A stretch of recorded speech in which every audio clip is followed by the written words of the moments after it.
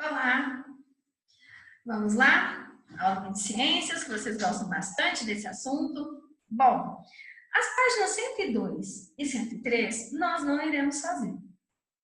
Primeiro que nós estamos juntos, existem alguns materiais aí que vocês precisam ter em mãos, mas precisa da ajuda. Então, nesse momento, nós não iremos fazer, combinado? Se você achar que convém você fazer, tudo bem, não tem problema, mas a Tia Mara está dizendo que agora não há necessidade de você fazer. Combinado? Então, vamos lá começar esse assunto tão interessante, né, que vocês vão gostar bastante, aliás, eu tenho certeza que já estão gostando, né? Então, vamos ver aí. Construindo conhecimentos. Observação do céu. Nós já falamos na outra aula um pouquinho sobre isso da observação do céu.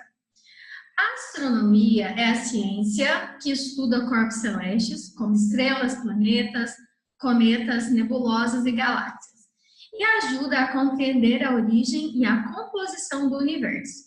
É considerada uma das ciências mais antigas.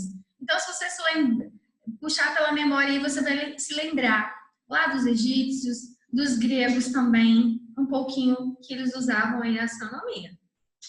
Também. Os seres humanos observam o céu desde as épocas mais remotas. Acredita-se que desde a pré-história os povos já observavam os astros e seus movimentos no céu. Olha só, de novo aí, olha, as pinturas rupestres. Lembra, ó, história está junto com ciências, português, matemática. Então, é importante nós conhecermos um pouquinho de cada assunto, né, existente nesse mundo nosso maravilhoso. E que a cultura é importantíssima.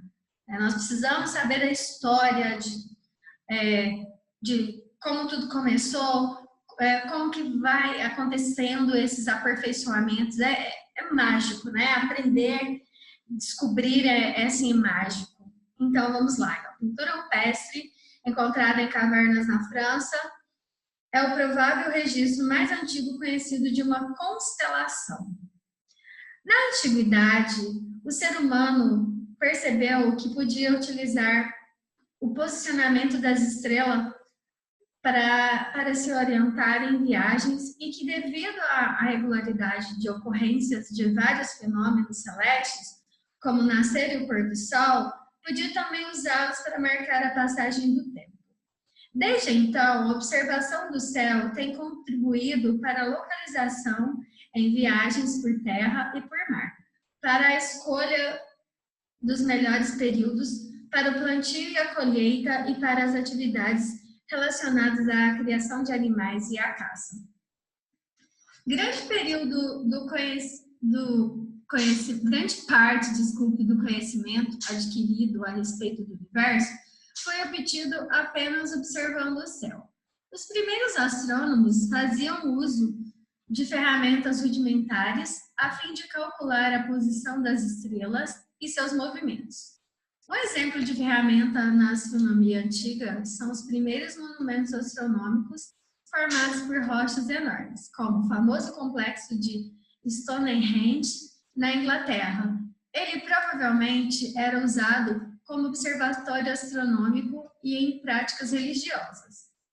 Então, tá aí, nesse monumento. Stonehenge é uma estrutura formada por círculos de pedras com o mesmo centro, que chegam a ter 7 metros de altura, cuja construção teve início por volta de 3.000 a.C. Algumas pedras estão alinhadas com o nascer e o pôr do sol no início do verão e do inverno. Interessante, né? Algumas pessoas ainda fazem o uso, da astronomia, por exemplo. Conheço algumas pessoas que só cortam o cabelo quando é a lua cheia, então eles olham para o céu. Então, geralmente nos calendários tem, né? Lua minguante, crescente, cheia. Só corta o cabelo nessa época da lua cheia, porque diz que o cabelo vai crescer mais rápido, vai ficar mais cheio, enfim, vai ficar mais bonito. Viu só?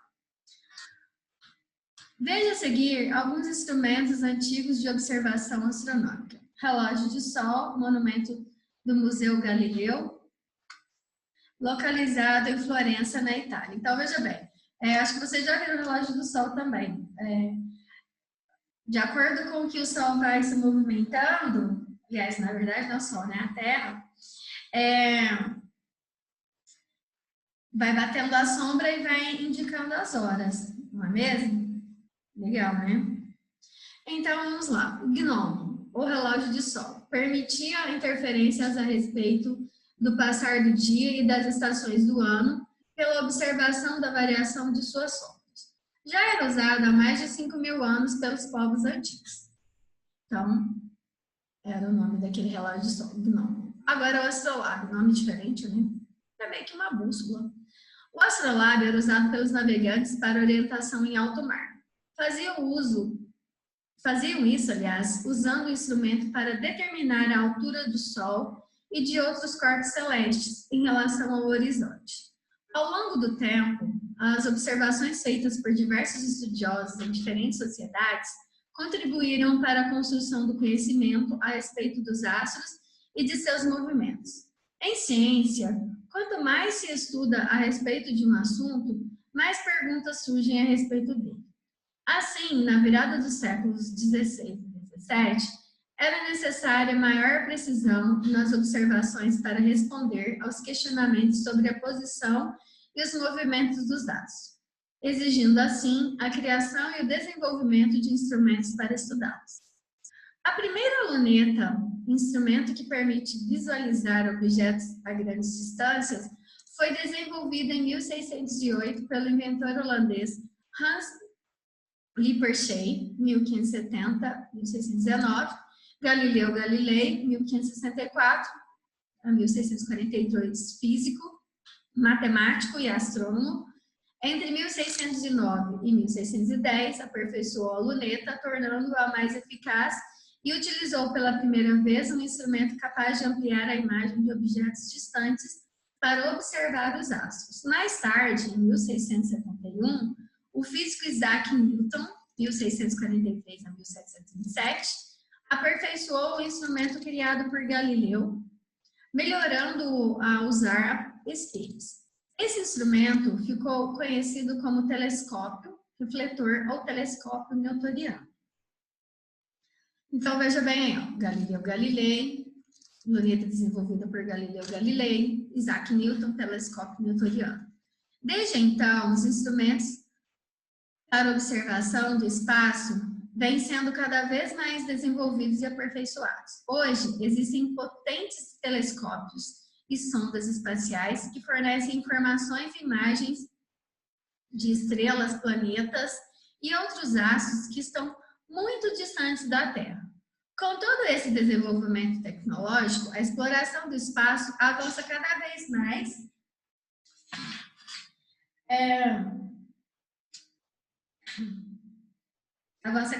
mais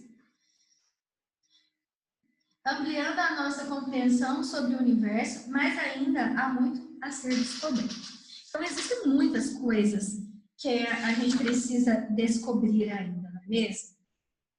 Vejam bem, lembram, por exemplo, lá dos escribas? Eram pessoas estudiosas. Nós temos que ser estudiosos, curiosos. Sabe, quando a tia diz assim, não vou te dar a resposta pronta, você precisa pesquisar, você precisa procurar. Aí sim, se você procurou, não encontrou, aí é a vez do professor. Bom, então vamos lá. Vamos ver o que está faltando para que você compreenda. Então, nós precisamos ser curiosos. E vocês viram aqui, ó, cada um fez a luneta, depois o outro já inventou o telescópio, então vai aperfeiçoando. Imagina se todo mundo ficar esperando tudo pronto na mão. Não dá, a gente precisa ser curioso. Principalmente você, que está numa fase que você aprende, que você tem a oportunidade de buscar esses conhecimentos. Então, seja curioso, seja perspicaz. Lembra dessa palavrinha? O que é perspicaz? Seja observador, esteja atento. Né? Quem sabe você não vai ser um grande cientista, né? Por exemplo, hoje nós estamos apostando quantos cientistas estão estudando para encontrar a vacina contra o Covid. Eu aposto que você vai ter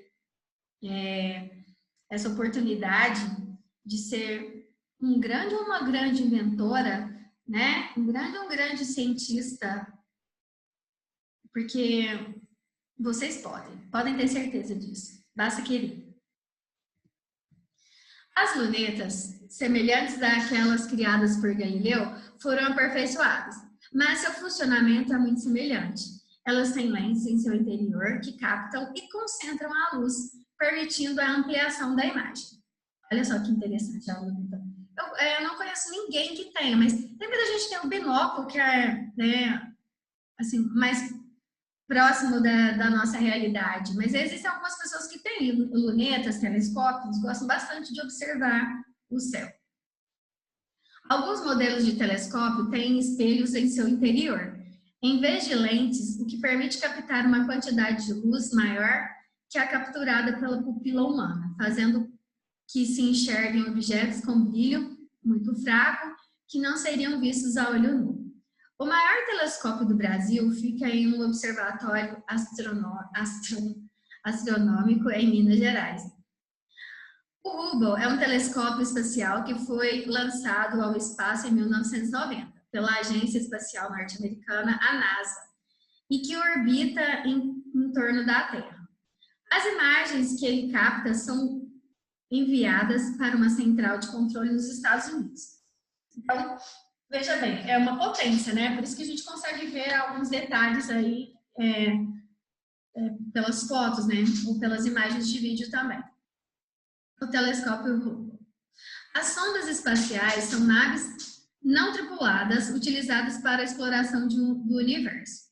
Além das imagens, algumas podem pousar nos astros e recolher amostras de suas superfícies que ajudam a entender o clima, o solo e as rochas da região. São controladas de uma central na Terra para onde enviam as informações que obtêm. Então, olha só, é a apresentação da sonda espacial Curiosity, que realiza missão em Marte. Legal, né? Você percebeu como saber a respeito dos astros desenvolveu ao longo do tempo? Notou que para que chegássemos ao conhecimento que temos hoje a respeito do universo, foram feitas muitas observações e muitos estudos por vários estudiosos em diferentes épocas. Viu lá, Galileu, Isaac Newton. Assim mesmo, esse é um exemplo de que todo conhecimento é construído. Assim, mesmo que o conhecimento seja antigo ou pareça incompleto, é preciso valorizá-lo, pois ele, muitas vezes, é o ponto de partida para novos avanços. Além disso, é preciso estar ciente de que o conhecimento que temos hoje não é a representação da verdade absoluta, pois toda teoria pode ser questionada, refutada ou reformulada com base em novos estudos e descobertas. Portanto, o conhecimento é dinâmico e construído ao longo do tempo. Pessoal, nós chegamos hoje na nossa tecnologia, só que nós nem sabemos tudo ainda sobre essa tecnologia, porque às vezes fica até difícil da gente conseguir acompanhar, porque a cada dia, não é mesmo, tem uma nova tecnologia, um novo aparelho que já lançou, enfim, até quando nós vamos fazer exames, já existem vários tipos de aparelhos diferentes. Então, por isso que fala ali que não é uma verdade só absoluta.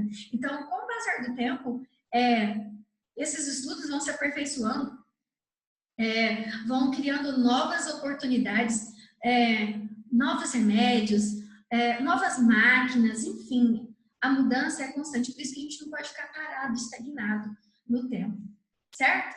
Então, leiam de novo o texto, pensem, olha, o que eu vou seguir? Olha quanta coisa boa, importante ali, mesmo que você não queira ser um cientista, mas olha quanta coisa você já aprendeu. Então, leiam novamente o texto, né? Tirem o áudio,